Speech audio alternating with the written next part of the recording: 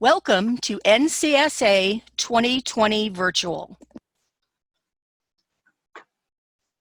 Hello, my name is Shaonta Allen, and I'm a PhD candidate in the Department of Sociology at the University of Cincinnati.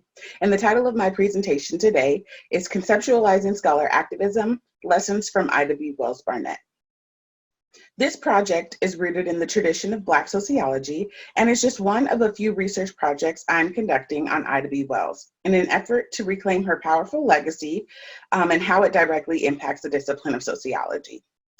My presentation today specifically focuses on how her life and legacy helps us to understand the core elements of scholar activism. Recent debates within the discipline have centered around what it means to do sociology.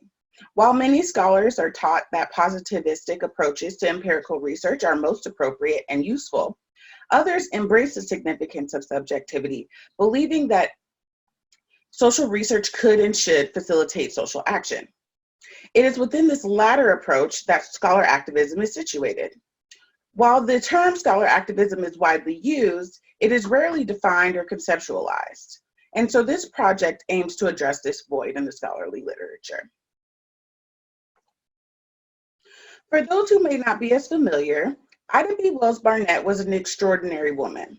She held many roles and earned many titles throughout her life, including Black feminist, public intellectual, social researcher, Black business owner, wife, and mother.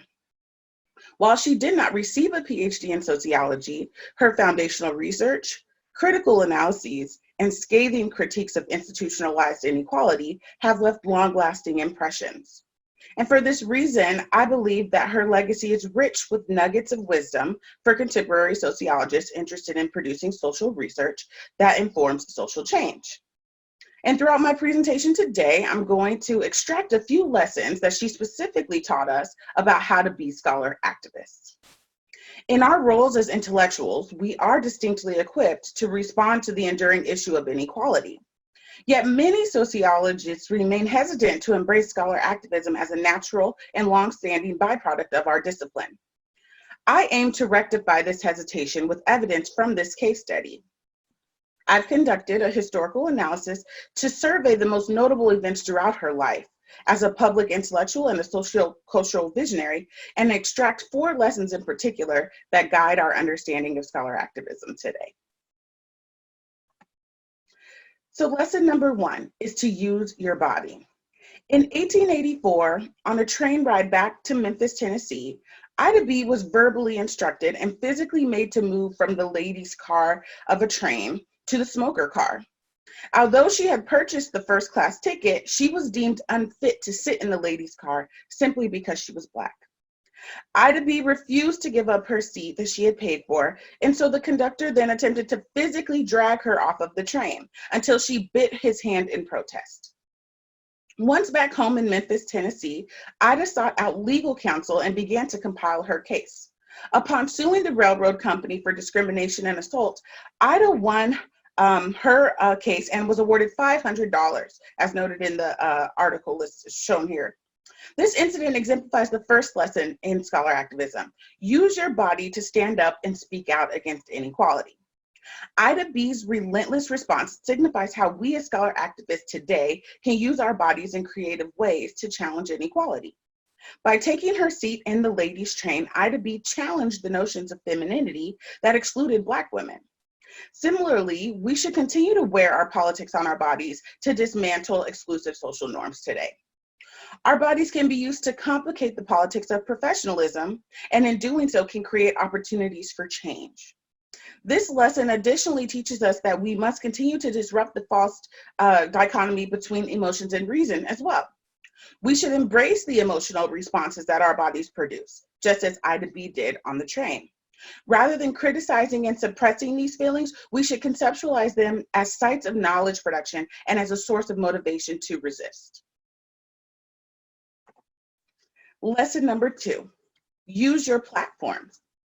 In 1891, Ida B. was employed as a school teacher in Memphis, Tennessee. While in this position, she noticed the school district was disproportionately allocating resources and favoring white schools in the area. As part owner of the Memphis Free Speech Black newspaper, she used this outlet to reveal the institutionalized racism she had observed. Once her expose circulated throughout the city, Ida B. was dismissed from her teaching position. This incident exemplifies the second lesson: use accessible platforms to vocalize subversive opinions in accessible ways. When penning the whistleblowing article, Ida B. set the precedent for naming inequality or calling out inequities when we see them. She additionally emphasized the need for scholar activists to be accessible in both what we say and where we say it, because in order to speak truth to power, you must first speak truth to the people.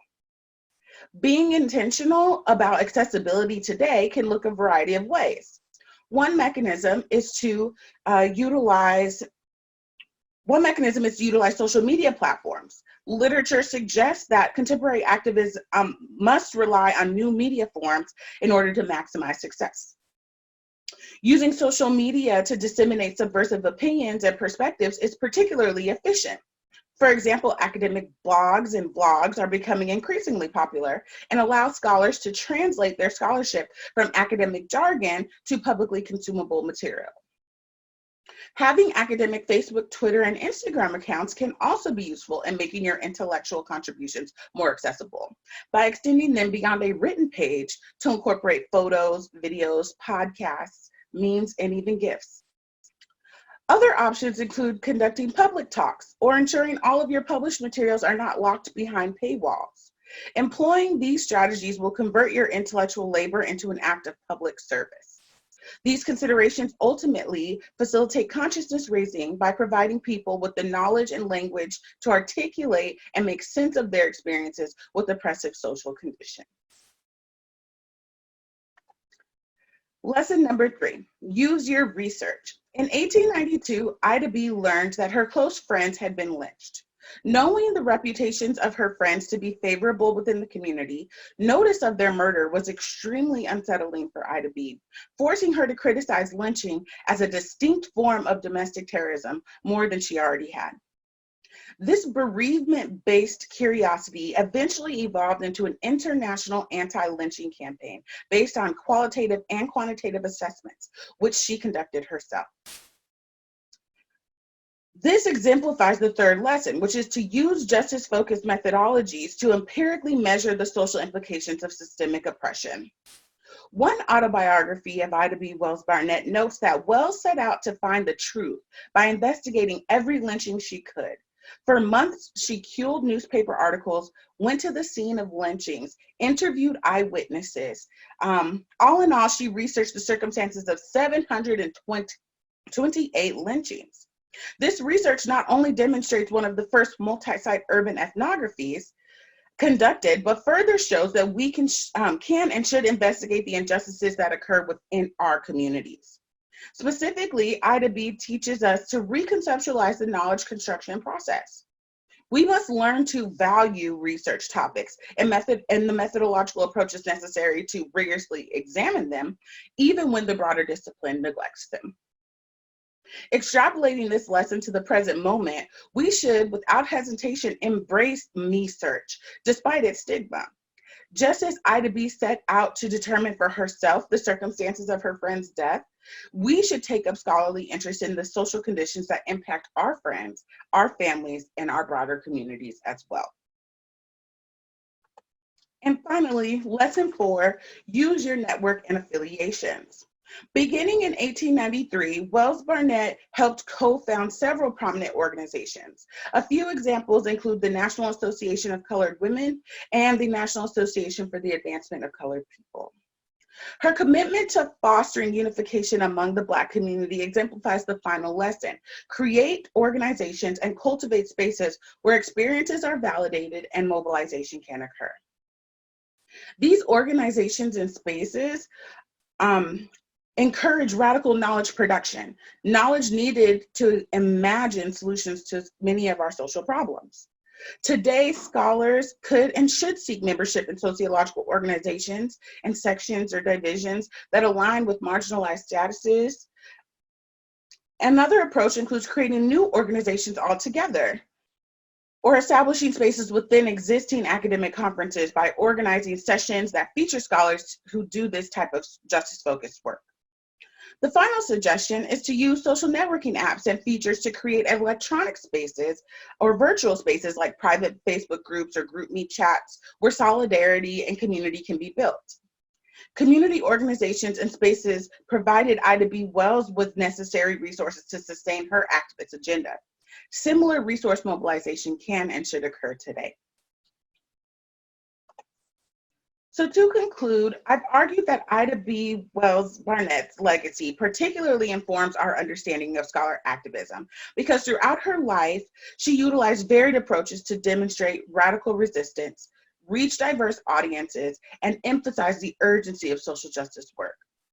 Ida B.'s embodied resistance teaches us that contemporary sociologists should use our bodies to stand up and speak out against inequality, use accessible platforms to vocalize subversive opinions in accessible ways, use justice-focused methodologies to empirically measure the social implications of systemic oppression, and create organizations and cultivate spaces where experiences are validated and mobilization can occur. This, of course, is not an exhaustive list. As the dynamic nature of oppression and inequality causes them to take new forms across time and space, it is necessary for scholar activists to similarly be flexible in how we choose to respond to these issues. Ultimately, investing in scholar activism is necessary to push the discipline of sociology towards fulfilling its radical potential. It is important to know, though, that whenever one engages in resistive work like scholar activism, consequences and backlashes are to be expected. Ida B. faced significant consequences and backlash for her uncompromising commitment to liberation. Speaking her truth to power often resulted in attacks to her newspaper office, and at times she even received threats of physical harm, including lynching. There are risks associated with doing this rewarding and important work. Some risks include being misunderstood or experiencing fractured relationships in your social and professional networks. The impact scholar activism has on one's body should also be considered because much physical and mental exertion is required to engage in this type of pursuit of justice.